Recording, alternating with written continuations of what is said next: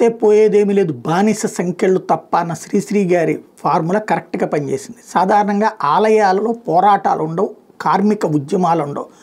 కాకపోతే భక్తులకి సేవ చేసేటటువంటి తిరుమల తిరుపతి దేవస్థానం సిబ్బందిని దుర్భాషలాడినటువంటి బోర్డు సభ్యుడి మీద తిరుగుబాటు చేశారు. కానీ ఉద్యమాలంటూ ధర్నాలు, రాస్తారోకోలు అంటూ భక్తుల్ని ఇబ్బంది పెట్టాలి. పాలక భవనం దగ్గరికి వెళ్ళి చేశారు కాబట్టి ప్రాబ్లం లేదు.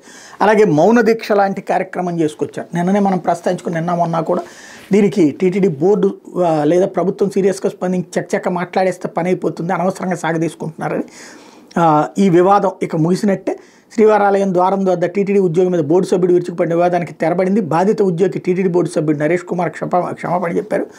ఇటీవల దర్శనం అనంతరం వెలుపలికి వస్తున్న టీటీడీ ధర్మకర్తల మండలి సభ్యుడు నరేష్ తనకు మహాద్వారం గేట్ తీయలేదని విధిలో ఉన్న టీటీడీ ఉద్యోగి బాలాజీ సింగ్ మీద తేట్ల దండకంతో విరుచుకుపడినటువంటి నేపథ్యంలో దీని మీద ఉద్యోగ సంఘాలు నిరసన వ్యక్తం చేయడం, రాజకీయ పార్టీలు కూడా బోర్డు సభ్యుడిని సస్పెండ్ చేయాలని బహిరంగ క్షమాపణ చెప్పాలని డిమాండ్ చేయడం. ఈ క్రమంలో శుక్రవారం సాయంత్రం తిరుమలలోని అన్నమయ్య భవన్లో టీటీడీ ఈవో శ్యామలరావు, అదనపు EO Venkaiah Chowdary, JEO Veerabrahmam, board సభ్యులు భానుప్రకాష్ రెడ్డి, శాంతారాం, ఉద్యోగ సంఘ నాయకులతో కలిసి ఉద్యోగి బాలాజీ బోర్డు సభ్యుడు నరేష్తో సమావేశమయ్యారు. ఆ తర్వాత ఉద్యోగి బాలాజీ మీడియాతో మాట్లాడారు. ఘటన మీద ఉద్యోగి బాలాజీ అధికారులు ఉద్యోగ సంఘ నాయకులతో మాట్లాడి పరిష్కరించుకున్నామని బోర్డు సభ్యుడు నరేష్ చెప్పారు. మరోసారి పొరపాటు జరగదని హామీ ఇవ్వడంతో ఆందోళన విరమిస్తున్నామని టీటీడీ ఉద్యోగ సంఘ నాయకుడు వెంకటేష్ కూడా ప్రకటించారు.